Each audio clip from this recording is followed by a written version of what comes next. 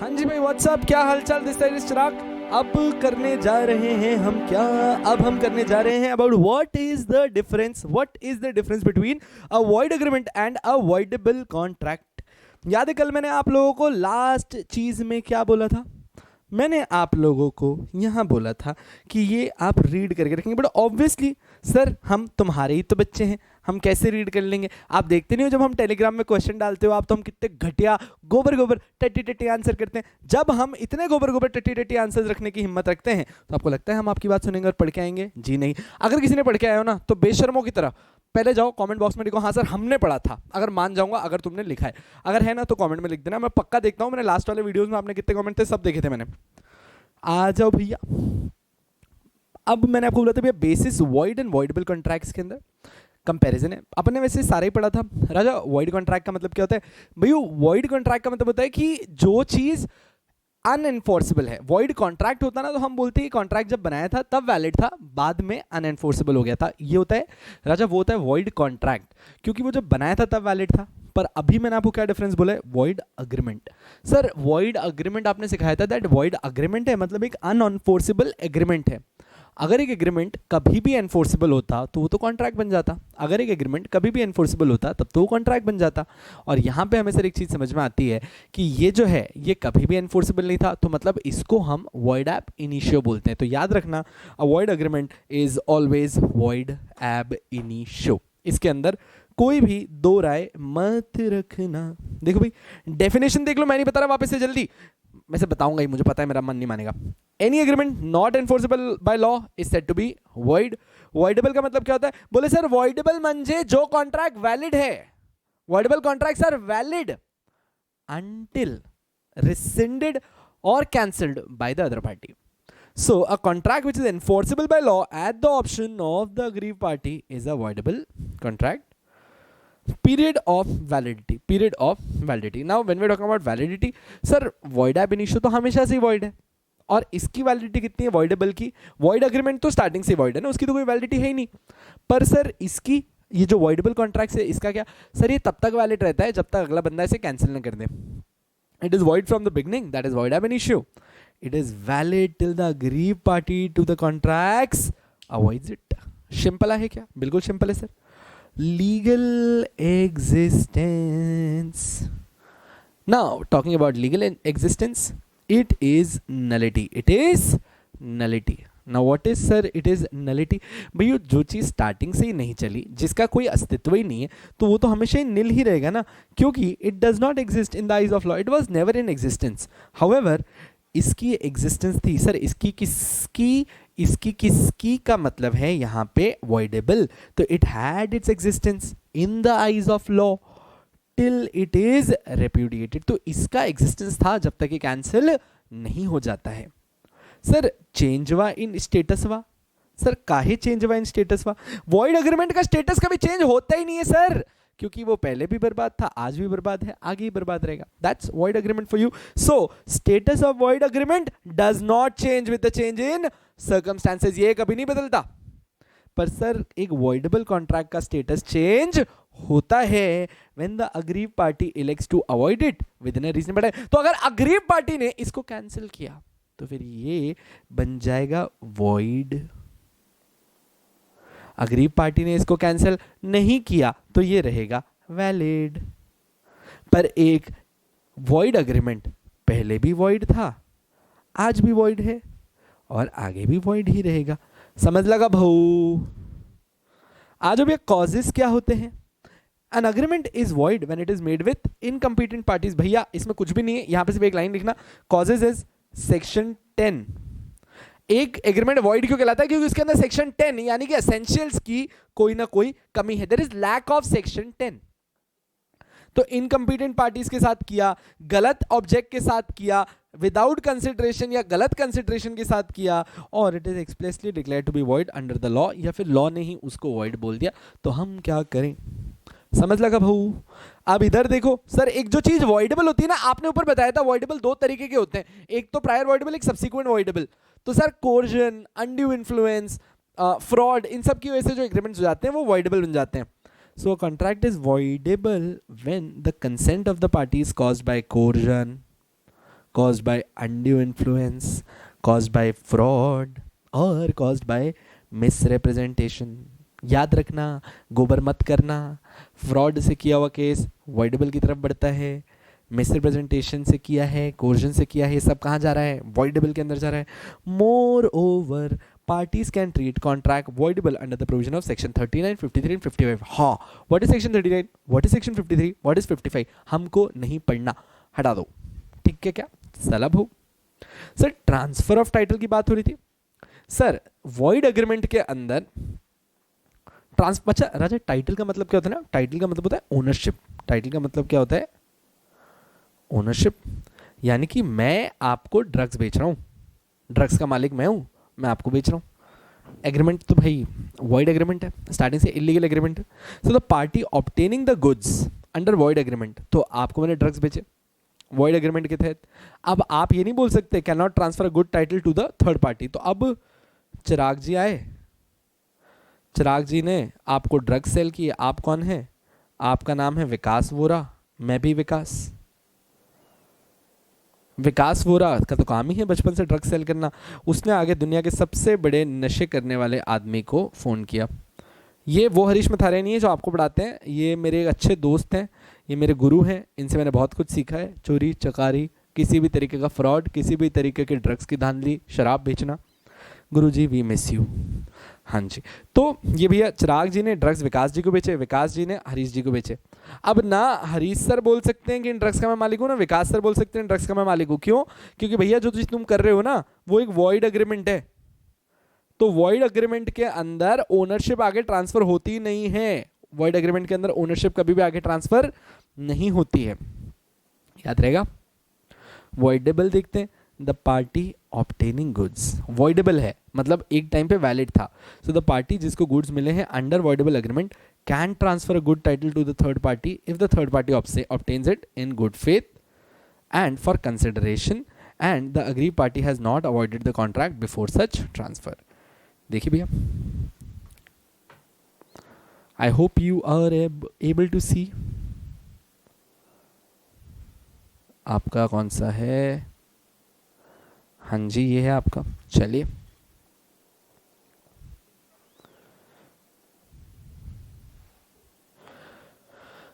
तो भैया ये है वॉइड अग्रीमेंट.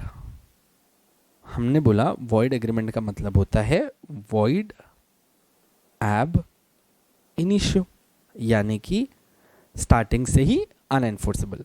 तो ऐसे केस में ओनरशिप, ओनरशिप मतलब title, can never be transferred. Ownership can never be transferred. ये आ गया सर वॉइड एग्रीमेंट की बात समझ में आ गई. बहुत ही बढ़िया. क्यों नहीं कर सकते? क्योंकि ये तो फ्रॉम स्टार्टिंग ही अनएनफोर्सेबल था, तो ओनरशिप कहीं गई नहीं. अच्छा, अगर ओनरशिप कहीं गई नहीं तो मानिए ए और बी के बीच में एक वॉइड एग्रीमेंट हुआ, तो प्रैक्टिकली ए को कभी बी को टाइटल दिया ही नहीं. और अगर बी इस वॉइड एग्रीमेंट के दम पे ये कहीं सी को सेल कर दे, तो हम बोलेंगे भैया आप कैसे बेच रहे हो, ये तो आपको ही नहीं मिला था कभी, तो आगे कैसे सेल करोगे? इसी जगह पे सर हम वॉइडेबल की बात करते हैं. वॉइडेबल एग्रीमेंट नहीं होता, वॉइडेबल कॉन्ट्रैक्ट होता है. So these are valid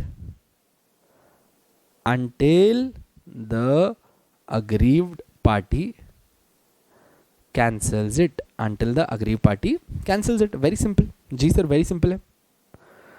so जब A और B के बीच में एक voidable कॉन्ट्रैक्ट होता है, so the ownership is validly transferred to B. ठीक है. अब B ने ये किसी को C को बेच दिया. अभी तक B ने कॉन्ट्रैक्ट कैंसिल नहीं किया, मतलब वैलिड है, और B ने इसको C को सेल कर दिया. और भैया जो C है ना, इसको तो कुछ भी नहीं पता, इसको तो कुछ भी नहीं पता, इसको तो कुछ भी नहीं पता. किस चीज के बारे में कुछ भी नहीं पता? इनके वॉइडेबल कॉन्ट्रैक्ट के बारे में. इन्होंने तो गुड फेथ में, गुड फेथ म्हणजे काय, पूरे विश्वास में पैसा देकर, यानी कि कंसिडरेशन देकर सी ने ये गुड्स खरीदे. तो सी बोलता है कि जब आपने मुझे ये सेल किया, so now I am the owner, now I am the owner, और मेरा टाइटल एकदम क्लियर है. क्या आपको ये लॉजिक एकदम समझ में आ गया? तो लीजिए भैया, एक बार के लिए मासूमियत से थोड़े से मैं नोट साफ कर देता हूं आपके लिए, पढ़ लो, देख लो, जल्दी देख लो। हे प्रभु,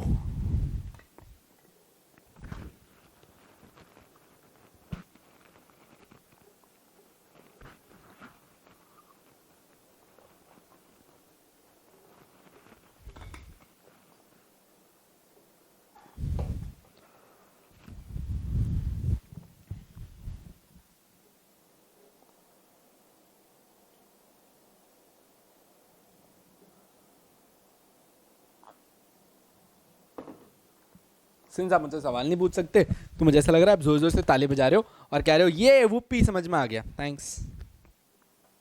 next up is restitution. Please institution को कुछ गलत ना पड़े, it is restitution, not something other.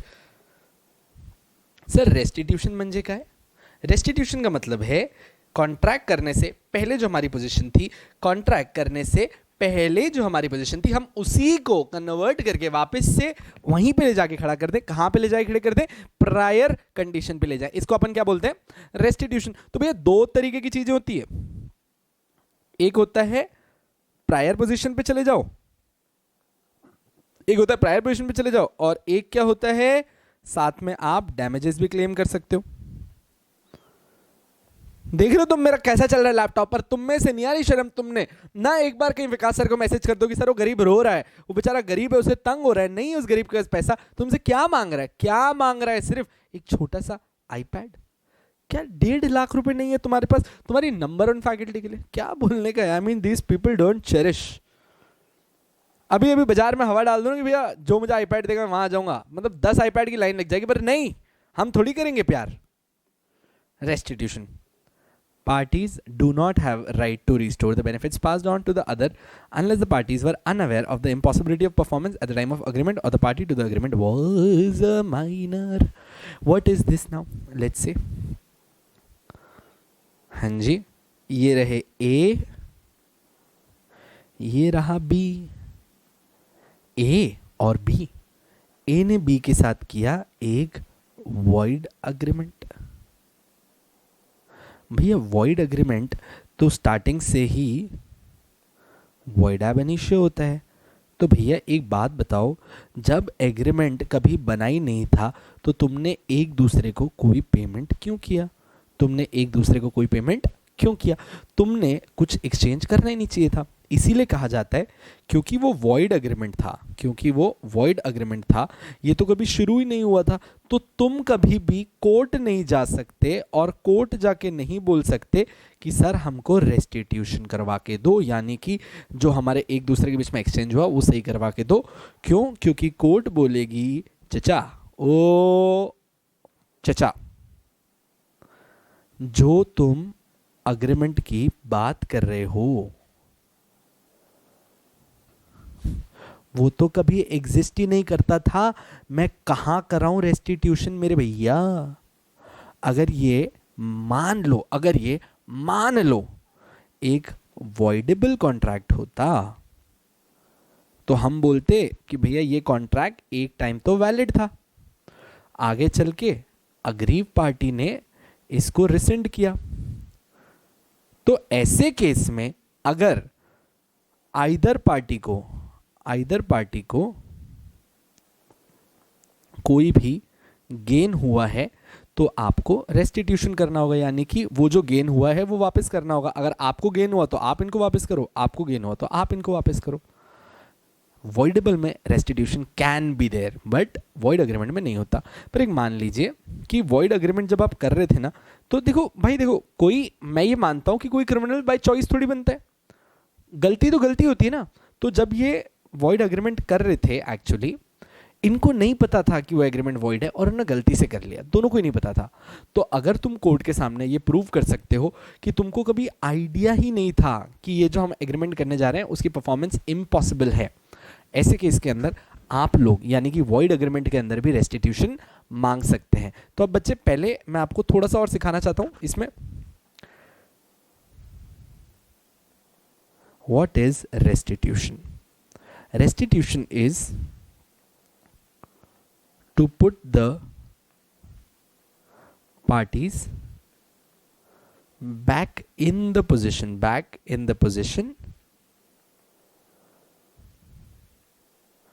where they were before the contract. I'm so sorry, before the contract लिखा तभी कोई दिक्कत नहीं है. ये होता है रेस्टिट्यूशन बच्चे. तो अगर इसको मैं दूसरी भाषा में बोलूँ, मेरी भाषा में बोलूँ, जादुई भाषा में बोलूँ, मेस्मराइजिंग भाषा में बोलूँ, तो आप ये कहना चाह रहे हो कि भैया अगर ये ए है, बी है, बी से अगर ए को कोई गेन हो गया है तो ये ए की जिम्मेदारी है कि वो गेन उसको रिटर्न कर दे ताकि दोनों पार्टीज अपनी ओरिजिनल पोजीशन में आ जाए. As simple as that. तो यहाँ पे रेस्टिट्यूशन में देयर इज नो एलिमेंट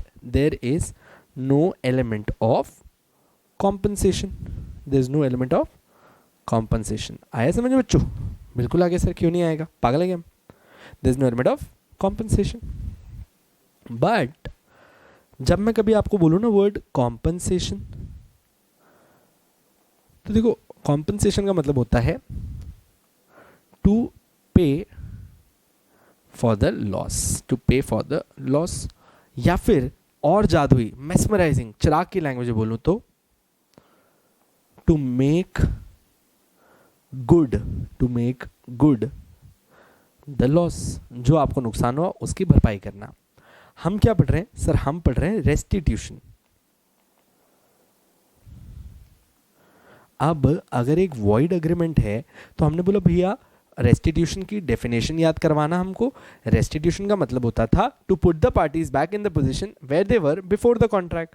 तो सर वॉइड एग्रीमेंट में तो कभी आपकी पोजीशन चेंज हुई नहीं, hence there is no restitution, क्योंकि हम आपको कौन सी पोजीशन में लेके जाए, आप तो वहीं हो जहां आप थे.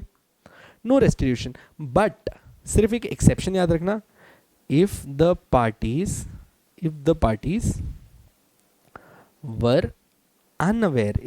were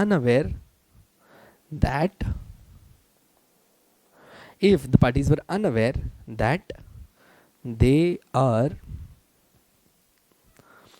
agreeing, I'm so sorry,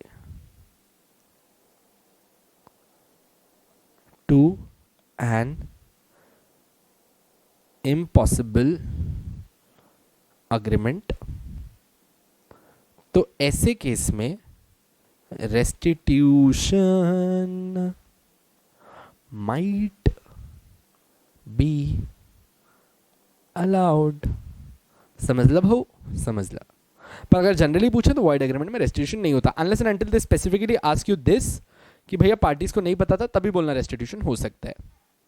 next up is voidable contract.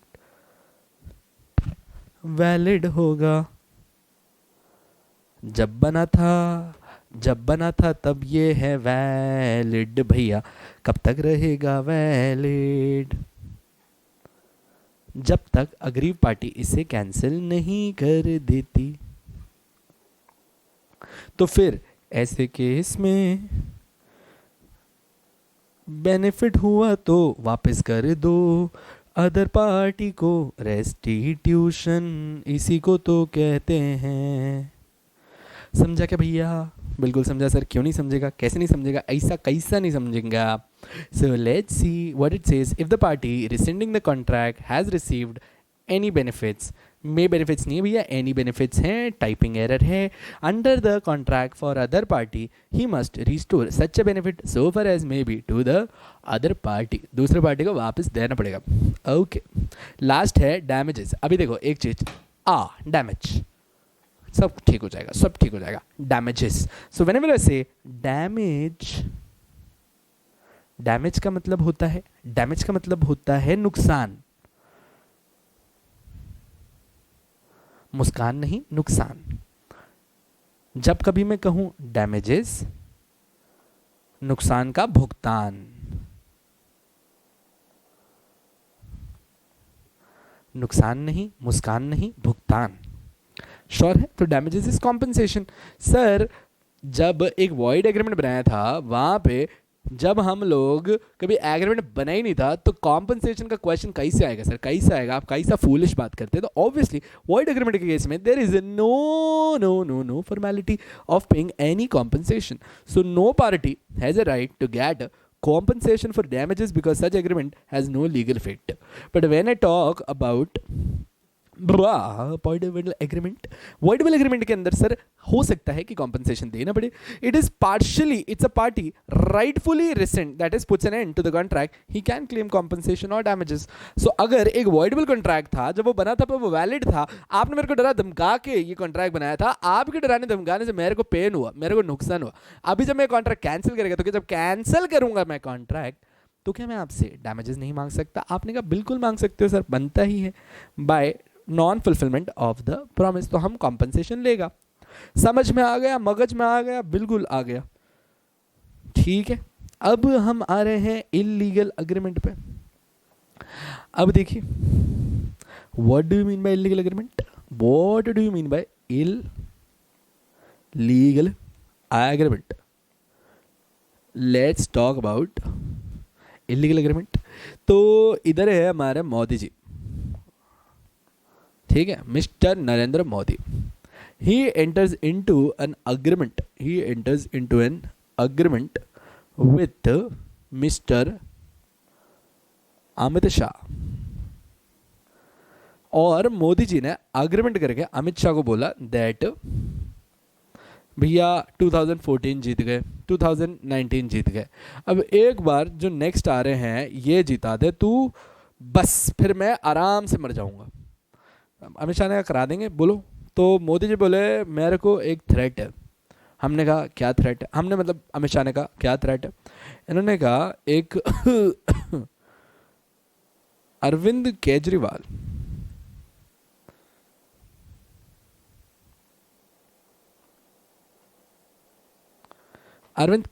करके एक बंदा है, ये थोड़ा थ्रेट है. और एक और बंदा है सोनू सूद, ये एक्चुअली नया सुपरमैन बन के घूम रहा है. कहीं ये दोनों ना इलेक्शन में साथ में आ जाएं, कहीं मजाक ना हो जाए. तो इसीलिए हमको चाहिए कि आप कुछ करें, हमको चाहिए कि आप कुछ करें और इनका काम लगा दें. अमित शाह ने कहा कोई दिक्कत नहीं, मर्डर कर देंगे इनका. इसके मोदी जी और अमित शाह के बीच में बात होगी कि चुनाव का महीना है, मच गया शोर, आ गया है टाइम फिर से, that who will screw us more. So they have decided that Modi ji will screw us more again. So in this case they went into an agreement Amit Shah के साथ. अमित शाह ने कहा मैं देख लूंगा, आप टेंशन मत लो, दोनों को जो मेरे को करना है मैं देख लूंगा. Now this agreement between Modi ji and Amit Shah is nothing but a clear example of illegal agreement. But now the point comes, sir, what do you mean by illegal agreement? अबे साले लल्लू समझाया तो, but again आपने कहा sir definition क्या है? कल exam में आएगा तो क्या लिखोगे? ये मोदी जी हैं, ये अमित शाह हैं, अप डाउन ये लिखोगे? तुम नहीं लिखोगे ना. तो भाई मैं गया कॉन्ट्रैक्ट एक्ट के घर पे, मैं कहा कॉन्ट्रैक्ट एक्ट भैया मेरे बच्चों को मुझे बताना है, कॉन्ट्रैक्ट एक्ट भैया मेरे बच्चों को मेरे को एक बात बतानी है कि इलीगल क्या होता है. कॉन्ट्रैक्ट चल भाग ऐसे. तो जब कॉन्ट्रैक्ट एक्ट ने कहा चल भाग यहाँ से, that time I felt bad. मैं कहा क्यों? बोले क्योंकि हमने जब कॉन्ट्रैक्ट एक्ट बनाया तो हम इलीगल एग्रीमेंट की डेफिनेशन ही देना भूल गए.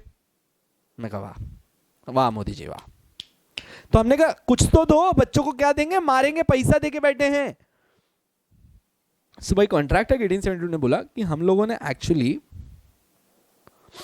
अनलॉफुल अग्रीमेंट बनाया है. हमने क्या बनाया है? अनलॉफुल अग्रीमेंट की डेफिनेशन दी है. और हम लोगों ने ना कोई भी चीज जो मैं पॉइंट बताने वाला हूं उन सबको हम अनलॉफुल बुलाते हैं. तो अब एक चीज याद रखना, अनलॉफुल अग्रीमेंट क्या बोलते हैं उसको? Includes illegal agreement. Unlawful agreements includes illegal agreement. Now when we are saying unlawful agreements includes, मतलब unlawful इतना बड़ा वर्ड है कि वो अपने अंदर illegal को भी इंक्लूड करता है, पर illegal एक छोटा वर्ड है. So what we are trying to say is that every illegal, जब अपन बात करते हैं ना, एक मिनट रुकना भाइयों बहनों, हाँ जी कोई तकलीफ नहीं है, जब कभी भी आप बात करेंगे that every illegal contract agreement is an unlawful agreement, ये बिल्कुल सही है, पर हर अनलॉफुल एग्रीमेंट इलीगल नहीं होता, क्योंकि अनलॉफुल एक बड़ा वर्ड है, तो प्लीज लिख के रख लीजिए that every illegal agreement is an unlawful agreement but not every unlawful agreement is an illegal agreement. समझ में आ गया, मगज में आ गया? तो सर अनलॉफुल क्या होता है वो तो बता दो प्लीज, बता। सेक्शन 23 में बता रहा हूं, रो मत। So an agreement which is unlawful, that is forbidden by law, such an agreement is void ab initio। MCQ, MCQ Hindi आती नहीं है गंवार साले। So such an agreement may either be against the law of the land, आपने ऐसा agreement किया है जो मेरे भारत की सरजमीन के लॉज के खिलाफ जा रहा है, और opposed to the public policy, be criminal और immoral in nature. What is criminal? Modi ji entering into an agreement with Amit Shah to murder someone, and what is immoral? Me entering into some agreement कि मैं prostitution support करूंगा, that's immoral. So now, see, now comes the point that the term illegal agreement has not been defined in the Indian Contract Act. However, Section 23 of the Act states that the object or consideration of an agreement is unlawful. I'll repeat that the object or consideration of an agreement is unlawful if it is forbidden by law. What do you mean by forbidden? Forbidden का मतलब होता है prohibited. ये बताओ, मैं फोबिटेड लिख रहा हूं, उम्र हो गई रे पगले, विकास सर की उम्र हो गई। Next up is it is of such a nature that if permitted it would defeat the provision of law. या तो फोरबिडन बाय लॉ है या फिर इस तरीके का कॉन्ट्रैक्ट है, या तो फोरबिडन बाय लॉ है या फिर इस तरीके का कॉन्ट्रैक्ट है जो हम लोगों को बोल देता है, क्या बोल देता है भाई हम लोगों को, ये ऐसा बोल देता है आपको कि कहीं ना कहीं पे कोई ना कोई लॉ का प्रोविजन डिफीट होना ही होना है। समझ लगा भाऊ? Next up is your fraudulent. Now, what do you mean by fraudulent? आप बोलते हैं भैया देखिए आज मैं और आप बैठे हुए, मैंने बोला भैया तुमको क्या लगता है, जस्ट टू से आई एम विशिंग, मतलब मैं चाहता हूं, मैंने ना यार एक स्टार बाय किया था आज से कुछ अराउंड 2 साल पहले, वो होता है ना वो आशिकी में बर्बाद होने वाले आशिक, वही टाइप्स। तो मैंने एक स्टार बाय किया था, तो भाई मैंने एक स्टार बाय करके बोला मैं मेरी गर्लफ्रेंड को उसके बर्थडे पे दूंगा। She took it too seriously, तो फिर यू नो टूटा सा कहीं एक तरह वही छुआ, अपना तारा भी डूब गया, पार्टी भाग गई। अभी मतलब वो तारे के कागजात मेरे पास पड़े हुए, अब करना क्या रहा, पार्टी है, कागजात है, अब वो लड़की अपने घर, तारा अपने अपने यहाँ पे। अब मैंने ना आपको बोला, मैंने कहा भैया अगर आपको चाहिए ना तो आप वो तारा ले लो, मैं तो सेल ही कर रहा हूँ, देखो अपना तो तुम जानते हो दिल दरिया दिल है, मैं 20,000 में दे दूंगा, ठीक है। आपने कहा वाह यार तारा खरीदेंगे, आपने खरीद लिया तारा मुझसे। अरे मेरे प्यारे नन्हे मुन्ने जाहिलों, जब आप स्टार की बात करते हो ना, the star which you are actually seeing is just a light which has actually blasted many years ago. अभी जब तुम उस लाइट को देख रहे हो ना, अब तो वो एग्जिस्ट भी नहीं करती, वो तुम्हारी आंख तक आने में इतना टाइम लग गया, पर फिर भी बनाने में हम हैं एक्सपर्ट। हम क्या है? एक्सपर्ट। मैंने तुमको फिरौड करके ये दिया, आपने बोला भैया गलत किया, धोखा दिया, हमको बिल्कुल गलत किया। सो इट इन्वॉल्व्स और इम्प्लाइज इंजरी। और एक सेकेंड, आपने जो अग्रीमेंट किया है उससे कोई इंजरी हो रही है to the property of another, the court regards it as immoral, the court regards it as opposed to public policy. तो now if you see forbidden by law, not permitted by law, fraudulent, immoral, कोई property को नुकसान पहुंचाने वाला, oppose to public policy, ये सब क्या होते हैं? ये सब इलीगल नहीं होते, ये सब होते हैं अनलॉफुल। और इनमें से कुछ छोटी छोटी चीजें हैं जो इलीगल कहला जाती हैं, जैसे कि अगर it is forbidden by law तो वो अनलॉफुल एग्रीमेंट को हम इलीगल बुलाते हैं, इफ इट इज फ्रॉडुलेंट हम उसको क्या बुलाते हैं? इलीगल बुलाते हैं। और क्या है भाई? और भी है, आज दिखाता हूं। Thus the term unlawful agreement is wider in its scope than the term illegal. All agreements covered under the above stated 6 heads are not illegal. सारे के सारे 6 illegal नहीं है, वो सारे 6 unlawful है। What are illegal here? Only the agreements forbidden by law, agreement opposed to public policy, agreement of criminal, immoral nature are included in illegal agreements. This is very important for your MCQ. एकदम ठीक है कि भैया, बिल्कुल है. So therefore it is true that every illegal agreement is unlawful but not every unlawful agreement is illegal. समझ लगा भाऊ. अब आ जाओ अफेक्ट्स में. अब ये आप लोगों को ऑलरेडी आते हैं. I am not wasting time. याद रहे इलीगल एग्रीमेंट करने की पनिशमेंट होती है. जो भी एक्ट का उल्लंघन आपने किया है उस एक्ट में जो पनिशमेंट लिखी है वो आपको देनी पड़ेगी. अगर एक एग्रीमेंट के दो हिस्से किए जा सकते हैं, एक एक लीगल है दूसरा दूसरा अनलीगल है, तो लीगल वाला पार्ट एनफोर्स कर लो, अनलीगल वाला पार्ट मत करना. और collateral agreement to illegal agreement are always void. ये मैंने आपको पिछले लेक्चर में लिखाया था, तो ये मैं वापस नहीं पढ़ा रहा. I am giving you 30 seconds, please read it out.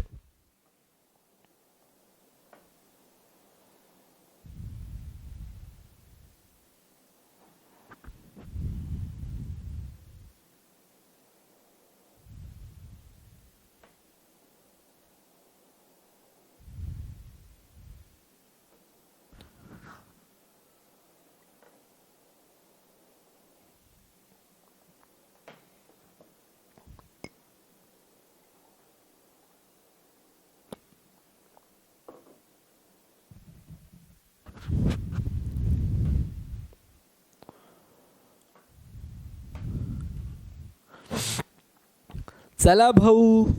अब नेक्स्ट अप इज अनएनफोर्सेबल कॉन्ट्रैक्ट. मारू मुक्का पेट पे.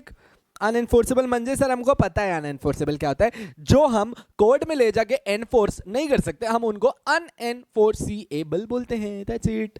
सो अ contract which is good in substance, मतलब पढ़ के सब कुछ सही लग रहा है but can not be forced in law. Contract में सब कुछ ठीक है, बातें सब बढ़िया है, सब कुछ ठीक है, पर हम इसको कोर्ट में नहीं ले जा पा रहे. क्यों? क्योंकि छोटे छोटे टेक्निकल डिफेक्ट है. मतलब उसमें खाली छोटे कुछ टेक्निकल डिफेक्ट्स ही हैं. सर टेक्निकल डिफेक्ट क्या होता है? मतलब आप कुछ भी बोल रहे हो, मतलब कुछ भी, मतलब कुछ भी, मतलब कुछ भी.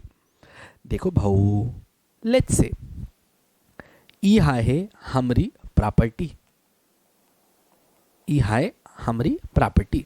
प्रॉपर्टी का नाम आहे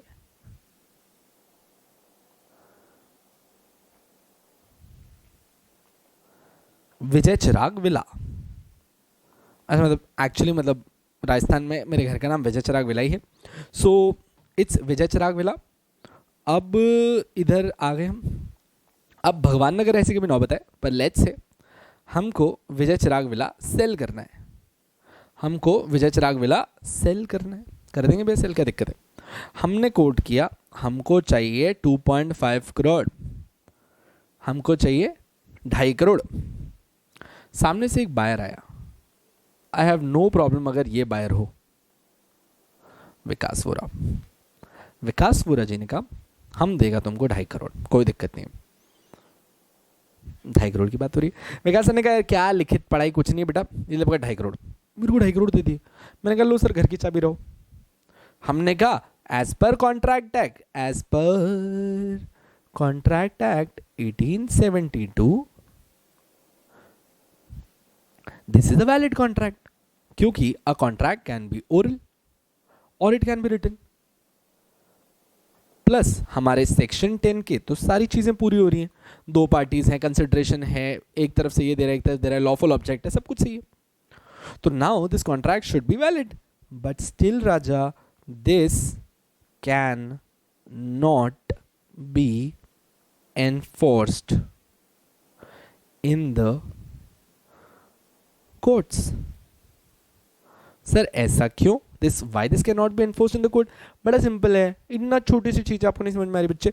क्योंकि जब आप कोई प्रॉपर्टी ट्रांसफर करते हो, जब कभी भी आप कोई प्रॉपर्टी ट्रांसफर करते हो तो वहां लगता है transfer of property act 1872.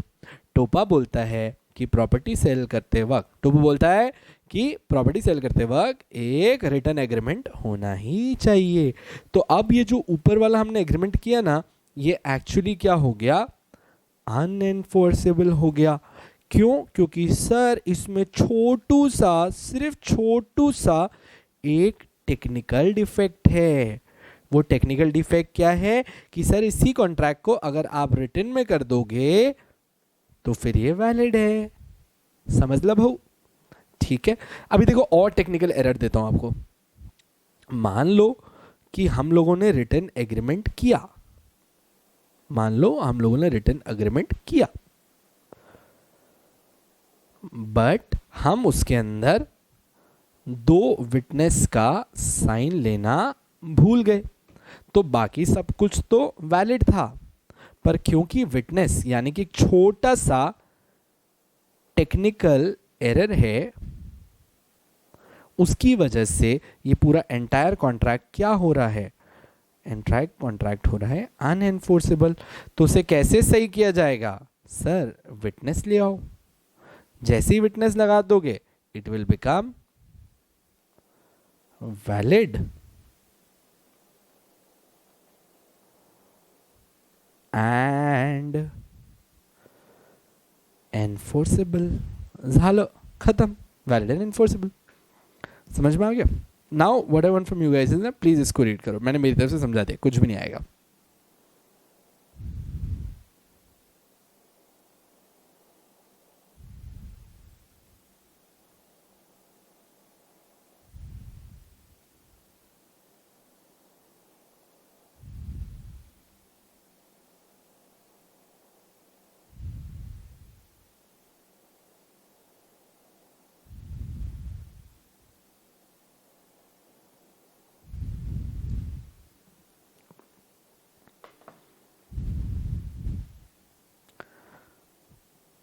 Next up is अनएनफोर्सेबल contract की बात चल रही थी।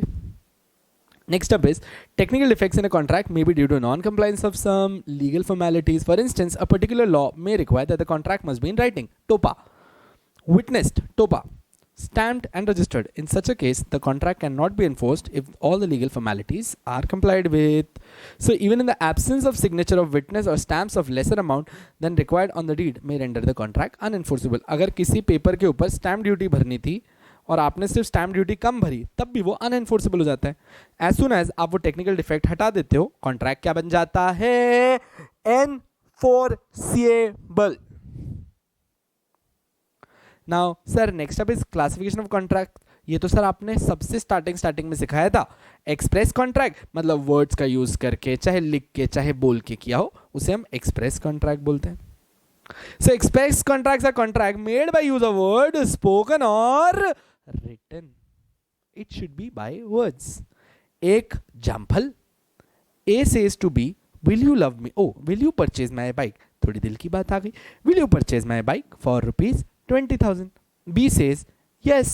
लो भाई, हम मिले तुम मिले एक दूजे के लिए, बन गया एक्सप्रेस कॉन्ट्रैक्ट, एकदम सिंपल, कोई तकलीफ नहीं है। Next up is implied contract. Next up is implied contract. हाँ जी, फिर इंप्लाइड कॉन्ट्रैक्ट का मतलब क्या होता है? मैं रास्ते में चल रहा था, सुनना आराम से, मैं रास्ते में चल रहा था, प्लेट उठाई, एक पानीपुरी वाले क्या, कुछ बोलने की जरूरत नहीं है, वो डायरेक्ट पानीपुरी खिलाना चालू कर देगा, इंप्लाइड है। तुमको ये बोलने की जरूरत नहीं एक प्लेट पानीपुरी खिलाओ, वो इंप्लाइड है, वो तुम्हें एक ही खिलाएगा, उसके बाद पूछेगा हाँ जी भैया एक और प्लेट करूं, इंप्लाइड, विदाउट वर्ड्स, एक्शन से समझ में आ रहा है। सर एक और एग्जांपल दो ना प्लीज। मैं रास्ते में चल रहा था, सामने से ऑटो आ रहा था, मैंने यूं किया, ऑटो रुक गया, मैंने कहा कितने में दिया ऑटो? ऐसा करूंगा नहीं ना भाई, अबे ऑटो को हाथ दिखाया, इंप्लाइड है कि मेरे को ऑटो के अंदर बैठना है और जाने का है। सेकेंड चीज, ऑटो आ रहा था, मैंने हाथ दिखाया, वो चला गया, इसका मतलब क्या? इंप्लाइड है, he has rejected your offer. So these are implied contracts, these are implied contracts. और contract which is made otherwise than by words, spoken और written, implied contracts came into existence on account of the act or conduct of the parties. जब आप कोई act करते हैं, आपके conduct के ऊपर ऐसा आ जाता है। एक एग्जाम्पल ले लो, A stops a taxi by waving his hand and takes his seat. This is an implied contract that A will pay him the prescribed fees. Next up is quasi contract. A quasi contract is not a result of agreement, express or implied. Now quasi सिखाना है ना आपको, मैंने quasi नहीं सिखाया।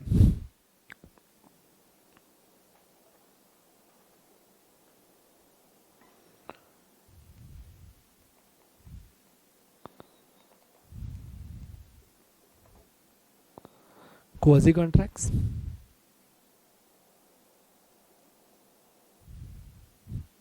now what do we mean by quasi contracts? quasi का मतलब होता है देखो ये ना बिल्कुल ही अलग तरीके का कॉन्ट्रैक्ट, बिल्कुल ही अलग तरीके का। सर आप इतना धीरे क्यों बोल रहे हो? सही बात है, मजाक कर रहा था। अब सुनो, actually the parties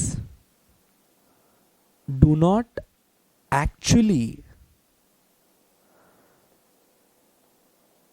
enter into a contract. मतलब एक्चुअली कोई भी पार्टी क्वासी कॉन्ट्रैक्ट करती नहीं है। Quasi contract actually is a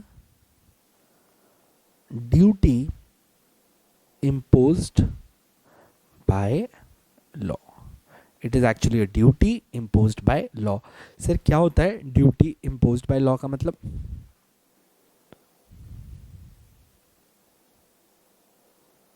sir duty imposed by law का मतलब होता है, सॉरी, सो सर इसका रूल क्या है पीछे, पहले रूल समझा दो। No one should enrich himself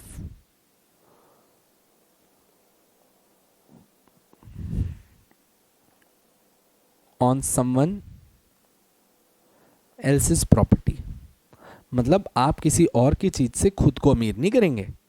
sir इसका एक एग्जांपल दे दो। बिल्कुल देंगे, क्यों नहीं देंगे, इसी बात का तो पैसा है। ई जा रही है, तुम तो जानते ही हो मेरी ड्राइंग यार।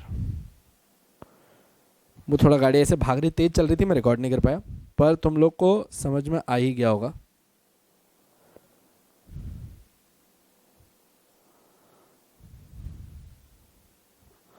This looks nice.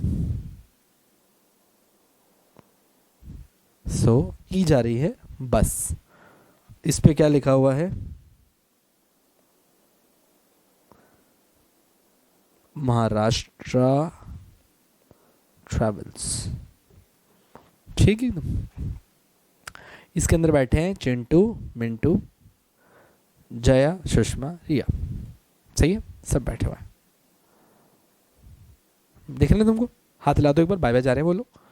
ठीक है, एक सेकंड, टायर थोड़ा मजबूत कर दो, ज़्यादा लोग हैं। हाँ जी, तो ये जा रहे हैं ऑन रोड। तो यहाँ पे एक गरीब अंदर खड़ा है, इधर ये वाला खड़ा है आराम से। इसकी जेब में एक चीज़ है, गलत मत लेना, वॉलेट कह रहा हूँ। इसकी जेब में एक चीज़ है, वॉलेट। वो वॉलेट गिर गया बस में ही, और इसको किसने देख लिया? जया और सुषमा, इन दोनों ने देख लिया, और इन दोनों की पसंद वॉलेट। जया ने वॉलेट उठा लिया और जया ये वॉलेट लेके चली गई। हमने कहा ना जया ना, इधर आओ, इधर आओ। जब कभी भी आपको किसी और की कोई प्रॉपर्टी मिल जाए तो आपके ऊपर लॉ एक ड्यूटी लेके आता है। क्या है वो ड्यूटी? कि आप खुद को उस प्रॉपर्टी नहीं रखेंगे, वो प्रॉपर्टी अपने पास नहीं रखेंगे। No one should enrich himself of what? On someone else's property. ये प्रॉपर्टी उस गरीब की है जो वहाँ पे से टटक टटक हिल रहा था, उसको उसका वॉलेट वापस मिलना चाहिए। आप ये वॉलेट नहीं रख सकते। तो the time you took that property, उसी टाइम से you guys enter into a quasi contract। Sir पर अब हम उसको कहाँ ढूंढेंगे? पुलिस स्टेशन तो है, जाके वहां जमा करा देते ना। इतने प्यारे हो तुम तो, सच्चे बच्चे। और अगर ये लेक्चर वो चोर देख रहा है जिसने, जब मैं 10th क्लास में था और मेरे कुत्ते को नीचे घुमाने गया था और मेरा कुत्ता जब तेज भागा था तो मेरे जेब से मेरा मोबाइल गिर गया था, मुझे पता नहीं पड़ा। LG cookie, black and red colour का फोन था। अभी तो आ गया सर समझ में, एकदम आ गया समझ में। Next up is contracts based on performance. दो होते हैं, एग्जीक्यूटेड, एग्जीक्यूटरी। आपको ऑलरेडी आते हैं। ए ने बी को प्रॉपर्टी दे दी, बी ने उसको कैश दे दिया, दोनों का काम खत्म हो गया। that is executed. So executed contracts are contracts which have been performed by both the parties already. न तू जानता है न मैं जानता हूं, दोनों अपने अपने रास्ते जानते हैं. So it is a contract which is completed, that is performance by both the parties. In other words, both the parties have fulfilled their obligations. Next up is executory contract. Executory का sir आपने बताया था, आलू ले लो. सुबह से ना एक आलू बिका है ना ही बिका है आधा कांदा. ये एक दुकान वाला चिल्ला रहा था. बी गया उसके पास, बी ने उसको 100 रुपए दिए और बोला 1 किलो आलू 1 किलो प्याज घर पे भेज देना. ए ने बोला भैया शाम को भेजूंगा, अभी मेरे पास काम है, वेरी बिजी. बी ने कहा ठीक है कोई नहीं, पैसे ले ले, शाम तक घर भेज देना. नाउ दिस इज एग्जीक्यूटरी, क्योंकि एक पार्टी ने तो परफॉर्म किया, पर दूसरे ने परफॉर्म नहीं किया. जस्ट इन केस आपको ना पता हो तो मेरा पेन चलना बंद हो गया है, प्लीज टेक्स्ट विकास दैट भाई क्यों उस गरीब को तंग कर रहा है, वाई ट्रबल गरीब आदमी यार. तो अभी वापस आते हैं ए एंड बी. बी ने ए को 100 रुपए दे दिए, उसने अपना काम कर दिया, पर ए का भी काम बाकी है, तो हम इसको बुलाते हैं एग्जीक्यूटरी. अच्छा मान लो कि बी ने ए को फोन किया कि भैया घर पे आलू भिजवा देना और घर से ही 100 रुपए कलेक्ट कर लेना. अब आप बोलोगे कि सर ये भी एग्जीक्यूटरी है, क्योंकि अब तो दोनों ने ही परफॉर्म नहीं किया है, तो वो भी क्या कहलाता है, एग्जीक्यूटरी ही कहलाता है. समझ में आ गया. So executory contract means which are perform either by a party और इवन दोनों ने परफॉर्म ना किया. So if a contract which is yet to be fulfilled by either और both the parties, executories are further divided into two types. Bilateral contract, मतलब bilateral contract का मतलब क्या होता है, A ने भी परफॉर्म नहीं किया, B बाई मतलब दो, इसने ही परफॉर्म नहीं किया, इसने ही परफॉर्म नहीं किया. एंड यूनिलैटरल कॉन्ट्रैक्ट मतलब दोनों में से एक ने परफॉर्म किया एक ने नहीं किया.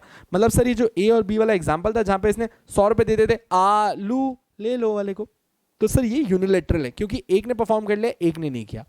और जो दूसरा वाला जिसके पहले आपका पेन खराब हो गया, जिसके लिए हमको विकास सर को भी बोलना है, उसमें क्या मांग रहे थे अपन, उसमें सिर्फ मांग रहे थे कि फोन किया था, घर आके पैसे ले लेना और घर आके आलू डिलीवर कर दे. सर ये बायलैटरल एग्जीक्यूटरी कॉन्ट्रैक्ट है, क्योंकि दोनों की परफॉर्मेंस बाकी है. वाह भैया वाह, क्या समझे हो तुम, दिल है जीत गए, तुम तो दिल है जीत गए यार. ठीक है, अब आपके नेक्स्ट लेक्चर के लिए मैं आपको एक छोटू सा टास्क देके जरूर राजा, डिस्चार्ज ऑफ कॉन्ट्रैक्ट पूरा रीड करके रखोगे. ठीक है, यही अब मेजर चीज है. तो ये डिस्चार्ज कहां से कहां तक रीड करके रखेंगे अपन,